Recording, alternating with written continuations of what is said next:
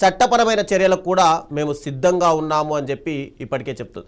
అయితే ఇప్పుడు డిఎస్సి నియామకాలు నిజంగానే పారదర్శకంగా జరిగాయా లేక అభ్యర్థుల అనుమానాల్లో నిజముందా అనే దాని మీద ఈరోజు మనతో పాటు చర్చలో పాల్గొనడానికి కంబంపాటి శిరీష తెలుగు మహిళా అధికార ప్రతినిధి టీడీపీ నుంచి, ఇక రామచంద్ర నిరుద్యోగ జేఏసీ కాసేపట్లో మనతో పాటు జాయిన్ అవుతారు, జూపీడి ప్రభాకర్ మాజీ ఎమ్మెల్సీ వైఎస్ఆర్సీపీ నుంచి కూడా జాయిన్ అయ్యే అవకాశాలు ఉన్నాయి. Good evening madam. శిరీష, ఒకవైపు ఈరోజు జగన్మోహన్ రెడ్డి అటు ప్రెస్ మీట్ పెట్టి ప్రెస్ మీట్లో డైరెక్ట్గా డిఎస్సి అభ్యర్థులకు ఎక్కడా కూడా పూర్తిగా గత ప్రభుత్వం ఏమో మేము పారదర్శకంగా నిర్వహిస్తే ఇప్పటి ప్రభుత్వం పూర్తిగా అభ్యర్థులకు మెరిట్ లిస్ట్ ప్రకారం ఎక్కడా కూడా కేటాయించలేదు అని చెప్పారు. ఎలా చూడాలి ఈ వ్యాఖ్యలు? 16,000 మంది నిరుద్యోగుల యొక్క కళ్ళల్లో ఆనంద బాష్పాలు వస్తున్న రీసౌండ్ వస్తుంది. హలో, చెప్పండి శిరీష గారు. 16,000 మంది నిరుద్యోగులు ఆశగా ఎదురు చూస్తున్న సమయంలో వాళ్ళకి డిఎస్సి నోటిఫికేషన్ రావడం, వాళ్ళ జాబ్స్ కొట్టడం అనేది నిజంగా వాళ్ళ యొక్క వాళ్ళకి సంబంధించి వాళ్ళ యొక్క తలరాతలు మారినటువంటి శుభతరుణం. వాళ్ళ కళ్ళల్లో ఆనంద బాష్పాలు చూస్తున్నటువంటి సమయంలో వాళ్ళు కూడా పేద బడుగు బలహీన వర్గాల వాళ్ళు నిరుద్యోగులు. అలాంటి వాళ్ళకి ఒక టీచర్ పోస్ట్ వస్తే వాళ్ళ ఫ్యామిలీ వాళ్ళు సంతోషంగా ఉన్నటువంటి సమయంలో ఇచ్చిన పోస్టులు పారదర్శకంగా జరగలేదని, వచ్చిన వాళ్ళు అర్హులు కాదన్నట్లుగా వీళ్ళు మాట్లాడే తీరు నిజంగా అసలు కనీసం నిరుద్యోగుల పట్ల కూడా వీళ్ళు ఎంత అక్కసు వెళ్ళగక్కుతారని చెప్పి మేమైతే అనుకోలేదు. యాక్చువల్ గా లోకేష్ అన్న గారు చంద్రబాబు నాయుడు గారు అధికారంలోకి రాగానే తొలి సంతకం మెగా డిఎస్సి మీద చేశారు. ఒక 148 రోజులు అనుకుంటండి, 148 రోజుల్లోనే వీళ్ళు ఒక 250 పైగా కేసులు వేశారు ఇది ఆపడానికి. కానీ 148 రోజుల్లోనే అవన్నీ ఛేదించి వాళ్ళకి ఉద్యోగ కల్పన చేయటం అనేది జరిగింది. దాన్ని పట్టుకొని వీళ్ళు అందులో అవకతవకలు ఉన్నాయని చెప్పి వాళ్ళకి జాబ్ రాలేదు, వీళ్ళకి జాబ్ రాలేదు. ఒక్క మాట అండి, నేను క్లియర్ గా వివరిస్తాను. ఇక్కడ మనకు వచ్చి మీడియా ముందుకు వచ్చేసి ఒక సవాల్ విసిరారు. ఆయన ఎవరో ఒక రాజకీయ పార్టీ, తెలుగుదేశం పార్టీ నేతో లేదంటే జనసేన పార్టీ నేతో బీజేపీ పార్టీ నేతో కాదు, ఒక గవర్నమెంట్ ఆఫీసర్, ఐఏఎస్ ఆఫీసర్ కోన శశిధర్ గారు.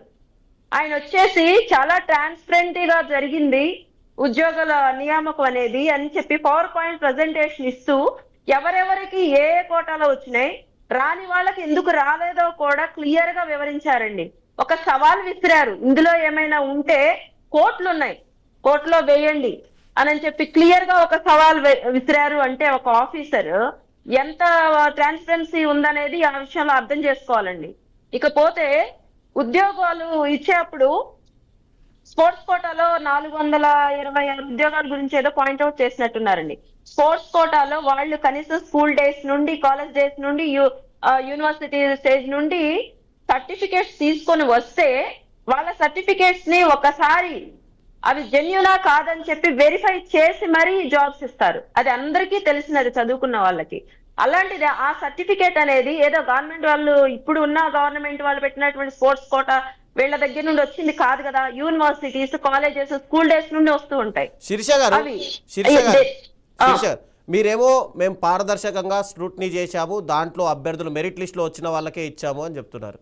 కానీ ఇక్కడ రీసెంట్గా 1 వీక్ బ్యాక్ జగన్మోహన్ రెడ్డి గారిని కలిసినటువంటి వాళ్ళలో చాలామంది అభ్యర్థులు వాళ్ళ దగ్గర ఉన్నటువంటి గోల్డ్ మెడల్స్, అక్కడ సర్టిఫికేట్లను కూడా డైరెక్ట్ మీడియాకు చూపిస్తూ మరీ చెప్పారు. ఏంటంటే మాకు హారిజాంటల్ పద్ధతిలో కానీ వర్టికల్ పద్ధతిలో పూర్తిగా ఎక్కడ ఏ వర్షన్లో చూసుకున్నా కూడా మాకు అన్యాయమే జరిగింది, ఇటు పూర్తిగా ఏపీ ప్రభుత్వం ఏదైతే పోస్టులను అమ్ముకుంది అని చెప్పి వాళ్ళు ఆరోపించారు.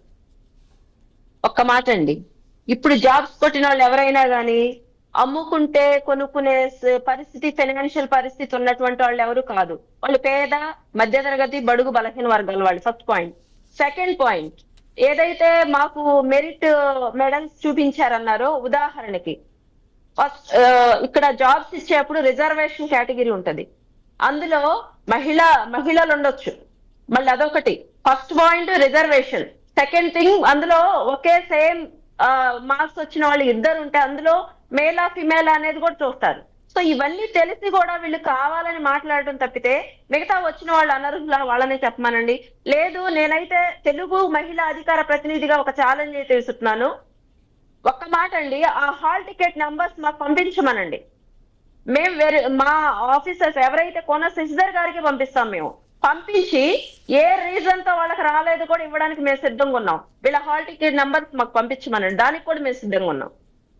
ఎస్, ఒక్క నిమిషం. మనతో పాటు జూపూడి ప్రభాకర్ రావు గారు, మాజీ